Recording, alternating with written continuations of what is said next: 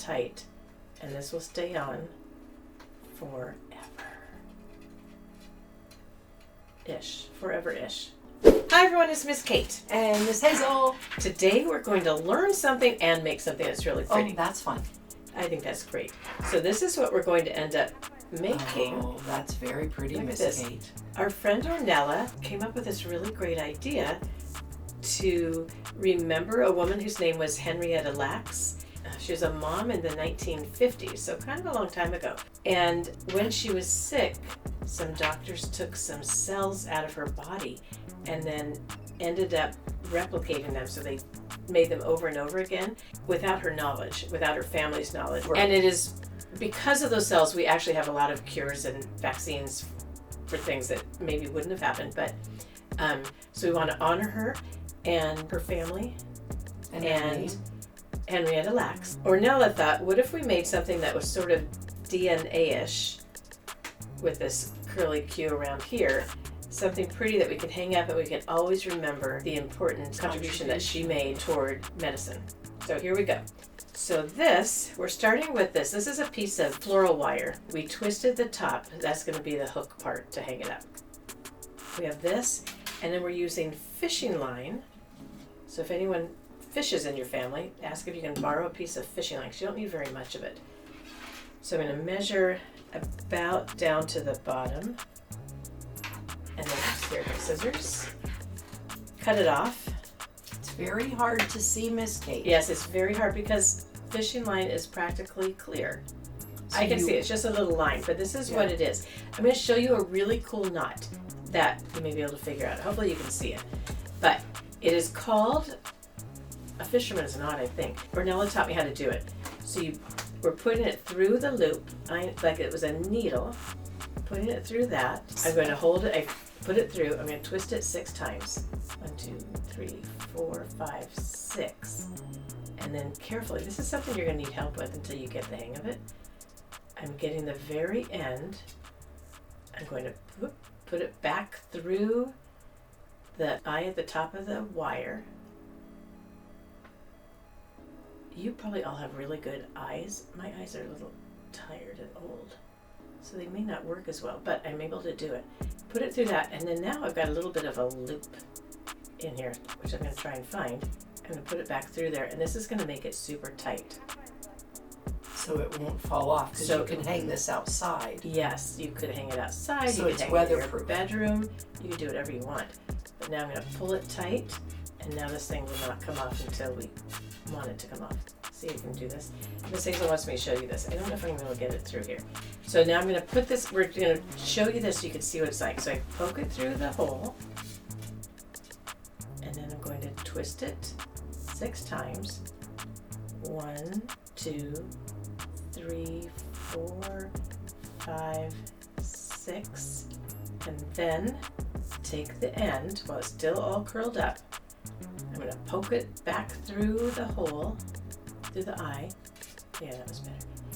And then, now I've got this loop right here. I'm going to put it through the that shorty loop. string back through. Yep, and then I'm going to pull it tight, and this will stay on forever. Forever-ish. So you can't pull it off. So it must be really good for fishing. Maybe if you put a fishing line on your hook. But that's okay, so I'm gonna put this aside. So I'm gonna start by putting my beads onto the floral wire. So we have all these beads here of different sizes. I'm just gonna plop them on it. You could do it in some sort of order if you want, but I'm just gonna put them on because I think they're all beautiful. We had some friends that made patterns. They did rainbow colors or yeah. Yeah, so we can just... But they are beautiful in the light shines. Oh my gosh, I love these beads.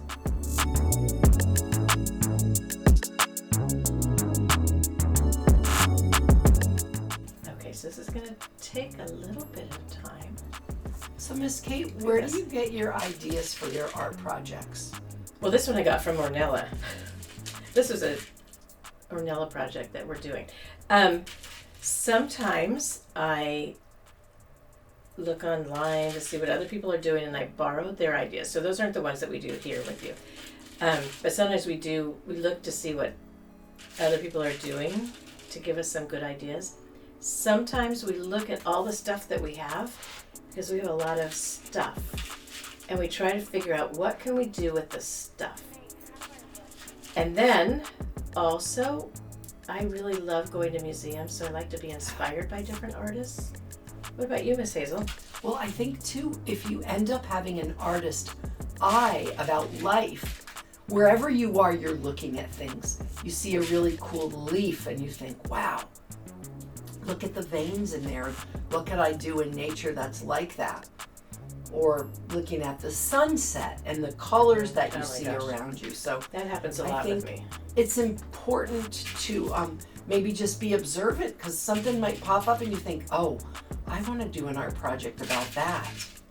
Okay, so I just bent down using these little plier-y kind of things. These are jewelry things, I think. I'm bending the end so that when I go like this, it won't fall off. It does have a pokey end, so I'm going to try and not have it be so pokey, because that could hurt someone when it's blowing around in the wind or something. Okay, so now this part is done. So now we have the center of our DNA strand. And now we're going to add the beads onto this. Now this is going to be hard for you to see, but here's a piece of the fishing line, and this is thinner than the floral wire, so it can take smaller beads. We have this bin of super small beads here. They're so pretty. They look like each one is a rainbow, Miss Kate. Those clear ones. And they're so small, it's actually a little bit difficult to see where the hole is. But we can do it, because we know how to do these things. Yeah, and art isn't a race.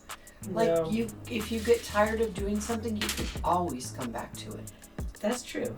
I do that a lot. Yeah. Yes. Okay, I'm really close to this. And you're all fascinated by our stories of our life. Today we're going to walk the kids to the beach, because it's a beautiful day. It's a very best day ever, most exciting. It's walk a to really the beach. Nice walk to the beach. And they're not supposed to get wet, but you know what? Ooh, they can't help themselves. I know, just yesterday Miss Jolene said, do you think 6 towels is enough? No. We should take a lot of towels. And then they're always a little surprised when they get wet. The beach is just so much fun. Oh my gosh, where is this hole? The beach is super fun because we can build sand castles, we can dig for treasures. And at our beach, when the tide goes out, you can walk so far. There's just a mud flat out there.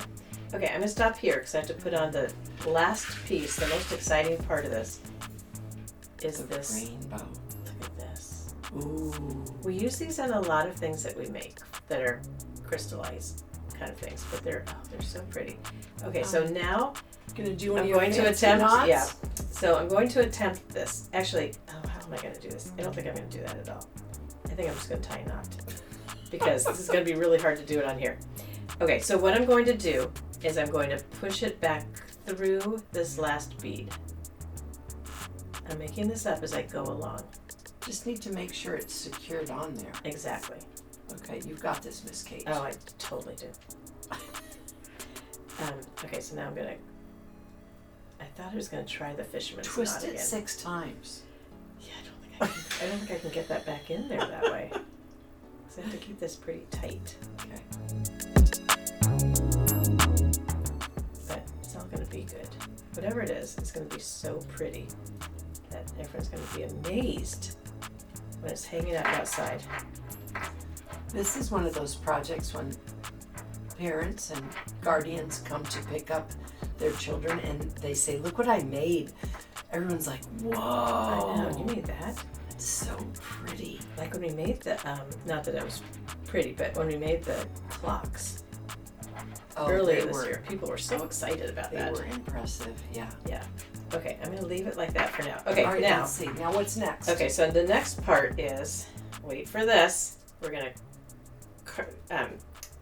curve this around the string. So we tried it using something to curve around, but what we discovered was that some of the beads cracked. Oh. So we're trying to be careful not to crack them. So I'm still going to do it I'm using this. We used a flashlight, I think, one day.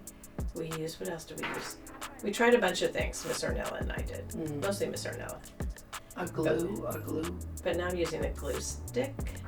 Sounds like that. Yeah, and I'm going to pull it out a little bit. Oh, yes. Okay, so maybe I want it a little bit more curvy right there. This wire is really easy to curve. And then I'm going to put my... Yes, I gotta make this go stand up so it will stay up like this. And now, look at how pretty this is. It's really pretty. I know, and it did take a little while, but it's so easy to do. And this now, every time I look at this, I'm going to think of Henrietta Lacks and the contribution she made to modern medicine. We made these in February with the kids to celebrate Black History Month. And almost every child went home with one of these. Yeah. These are really great. Okay, thanks everyone. Keep her memory alive. Keep her memory alive for sure, yes. Thank you everyone. We'll see you next time. Bye. Bye friends.